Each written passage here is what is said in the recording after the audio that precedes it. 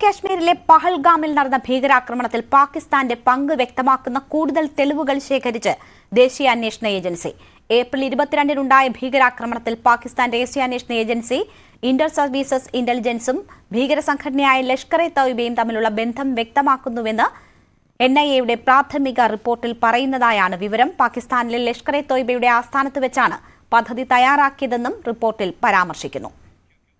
അതിനിടെ ഇന്ത്യയിലേക്ക് കടന്നാൽ തകർത്ത് കളയുമെന്ന് പാകിസ്ഥാന് ഇന്ത്യൻ നാവികസേന മുന്നറിയിപ്പ് നൽകി. സേനാഭ്യാസ പ്രകടനം തുടരുന്നതിനിടെയാണ് നാവികസേനയുടെ സന്ദേശം വരുന്നത്. അതേസമയം ഉത്തർപ്രദേശിലെ ഷാജഹാപൂരിലെ ഗംഗ എക്സ്പ്രസ് വേയിൽ യുദ്ധവിമാനങ്ങൾ ലാൻഡിംഗ് പരിശീലനം നടത്തി.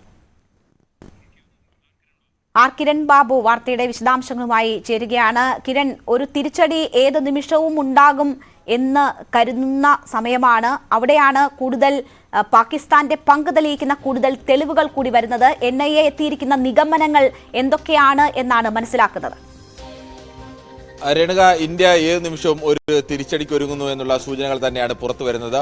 കഴിഞ്ഞ കുറച്ച് ദിവസങ്ങളായി ലോകത്തെ പ്രധാനപ്പെട്ട രാജ്യങ്ങളുമായി ഇന്ത്യ പാകിസ്ഥാൻ എങ്ങനെയാണ് ഭീകരപ്രവർത്തനത്തിന് വളം നൽകുന്നത്, എങ്ങനെയാണ് അവർ ഭീകരപ്രവർത്തനത്തിന് ആസൂത്രണം ചെയ്യുകയും അവർക്ക് സഹായം ചെയ്യുകയും ചെയ്യുന്നത്, ഈ പാകിസ്ഥാൻ കേന്ദ്രമാക്കി ലഷ്കർ-ഇ-തോയ്ബയുടെ നേതൃത്വത്തിൽ ഇന്ത്യയിലേക്ക് എങ്ങനെയാണ് ഭീകരപ്രവർത്തനം നടത്തുന്നത്, പഹൽഗാം ഭീകര ആക്രമണത്തിൽ പാകിസ്ഥാന്റെ പങ്ക് എന്തെല്ലാമാണ്, ഇതിന് തെളിവുകൾ സഹിതം വിവിധ രാജ്യങ്ങളെ ഇന്ത്യ ബോധ്യപ്പെടുത്തിക്കൊണ്ടിരിക്കുകയാണ്. NIA ഈ വിഷയത്തിൽ നടത്തിയ അന്വേഷണത്തിൽ NIA-യുടെ ഒരു പ്രാഥമികമായ റിപ്പോർട്ട് കൂടിയുണ്ട്. ഈ റിപ്പോർട്ട് തെളിവുകളുടെ അടിസ്ഥാനത്തിലുള്ള റിപ്പോർട്ട് കൂടിയാണ് വിവിധ രാജ്യങ്ങളെ ബോധ്യപ്പെടുത്തുന്നത്, എങ്ങനെയാണ് പാകിസ്ഥാന്റെ പങ്ക് എന്നത് ബോധ്യപ്പെടുത്തുന്നത്. അതിൽ ISI, പാകിസ്ഥാൻ രഹസ്യാന്വേഷണ ഏജൻസിയായ ISI-യും ലഷ്കർ-ഇ-തോയ്ബ നേതാക്കളും ഒരുമിച്ച് ചർച്ച നടത്തിയാണ് ഇത്തരം ഒരു തീരുമാനത്തിലേക്ക് എത്തിയത്. പഹൽഗാം ആസൂത്രണം നടന്നത് ലഷ്കർ-ഇ-തോയ്ബയുടെ ആസ്ഥാനത്ത് വെച്ചാണ്. അത് പാകിസ്ഥാനിലാണ് ലഷ്കർ-ഇ-തോയ്ബയുടെ ആസ്ഥാനം.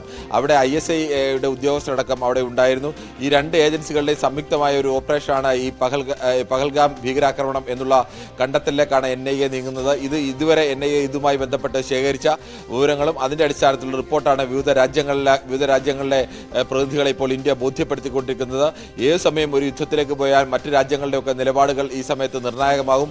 എന്തുകൊണ്ടാണ് ഇങ്ങനെ ഒരു അനിവാര്യമായ യുദ്ധത്തിലേക്ക് ഇന്ത്യക്ക് പോകേണ്ടി വന്നത് എന്നത് കൂടുതൽ രാജ്യങ്ങളെ ബോധ്യപ്പെടുത്തുന്നതിന്റെ ഭാഗമാണ് ഇത്തരം തെളിവുകൾ അവതരിപ്പിക്കുന്നത്. സമാന്തരമായി തന്നെ പാകിസ്ഥാൻ ഇത്തരം ഒരു നീക്കം നടത്തുമ്പോൾ അതുകൊണ്ടാണ് ഇന്ത്യ തെളിവിലേക്ക് കടന്ന് ആ തെളിവുകൾ കൂടി ബോധ്യപ്പെടുത്തി മറ്റു രാജ്യങ്ങളടക്കം ബോധ്യപ്പെടുത്തി ഒരു ആക്രമണത്തിലേക്ക് പോവുക എന്നുള്ളൊരു നിലപാട് സ്വീകരിച്ചിരിക്കുന്നത്. സ്വാഭാവികമായും ഇത്തരം തെളിവുകൾ ശേഖരിക്കുന്നതും ഇത് മറ്റു രാജ്യങ്ങൾക്ക് കൈമാറുന്നതും അവരെ ബോധ്യപ്പെടുത്തുന്നതുമൊക്കെ ഏത് സമയവും ആക്രമണം ഉണ്ടാകാം എന്നുള്ള ഒരു സൂചനയായിട്ടാണ് ഈ രംഗത്തെ വിദഗ്ധരൊക്കെ കാണുന്നത്. അതേസമയം തന്നെ മറ്റൊരു പ്രധാനപ്പെട്ട വിഷയം, കടലിൽ പാകിസ്ഥാനും ഒരു അവിടുത്തെ യുദ്ധക്കപ്പലുകളുടെ ഒരു അഭ്യാസം നടക്കുന്നുണ്ട്, പരിശീലനമാണ് നടക്കുന്നതെന്ന് പറയുന്നു. ഇന്ത്യയുടെയും യുദ്ധക്കപ്പലുകളുടെ പരിശീലനം നടക്കുന്നുണ്ട്. പാകിസ്ഥാനും ഇത് നേരത്തെ തന്നെ തീരുമാനിച്ചതാണ് എന്നുള്ളതാണ് പാകിസ്ഥാന്റെ വാദം. എന്നാൽ ഈ വാദത്തെ ഇന്ത്യ പൂർണ്ണമായും അംഗീകരിക്കുന്നില്ല. ഏതെങ്കിലും കാരണവശാൽ ഇന്ത്യൻ അതിർത്തിയിലേക്ക് കടന്നാൽ തകർത്ത് കളയും എന്നുള്ള ഒരു സന്ദേശമാണ് ഇന്ത്യൻ നാവികസേന നൽകുന്നത്.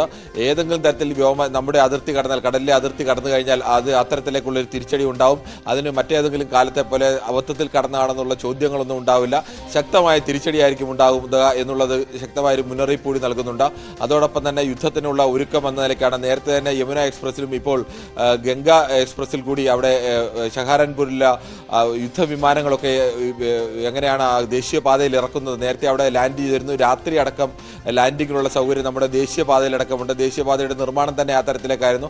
അടിയന്തര ഘട്ടം വന്നു കഴിഞ്ഞാൽ, വിമാനത്താവളങ്ങൾ കേന്ദ്രീകരിച്ച് മറ്റേതെങ്കിലും പ്രയാസം വന്നു കഴിഞ്ഞാൽ ഇന്ത്യയുടെ ദേശീയപാതയിൽ തന്നെ വിമാനം ലാൻഡ് ചെയ്യാനും കഴിയുന്ന സംവിധാനത്തിലേക്ക് കൂടി ഒരുക്കുക. അത്തരമൊരു പരീക്ഷണമാണ് ഇപ്പോൾ ഇന്ത്യ നടത്തിക്കൊണ്ടിരിക്കുന്നത്. പ്രധാനമായും അവിടുത്തെ രാത്രി ലാൻഡിംഗ് സ്ട്രിപ്പിലേക്ക് റഫേൽ, MiG-29, മിറാഷ് 2000 തുടങ്ങിയ യുദ്ധവിമാനങ്ങളാണ് ഇങ്ങനെ ലാൻഡിംഗ് നടത്തുന്നത്. അടിയന്തര ഘട്ടം വന്നാൽ അങ്ങനെ പോലും ഇന്ത്യക്ക് ഏതെങ്കിലും ഒരു വ്യോമത്താവളം ആവശ്യമില്ല. ഇന്ത്യക്ക് ഇത്തരത്തിലേക്ക് യുദ്ധവിമാനങ്ങൾ ഉയർന്നു പൊങ്ങാനോ അല്ലെങ്കിൽ യുദ്ധവിമാനങ്ങൾ തിരിച്ചിറങ്ങാനോ ആവശ്യമില്ല എന്നതുകൂടി തെളിയിക്കാൻ വേണ്ടിയാണ് അത്തരമൊരു പരിശീലനം കൂടിയാണ് ഒരുക്കുന്നത്. എല്ലാ തരത്തിലും ഇന്ത്യ ഒരു യുദ്ധത്തിന് ഒരുങ്ങുന്നു എന്നുള്ള സൂചനകളാണ് പുറത്തേക്ക് വരുന്നത്. ശരി, കിരൺ ബാബുവാണ് വാർത്തയുടെ വിശദാംശങ്ങൾ നൽകിയത്.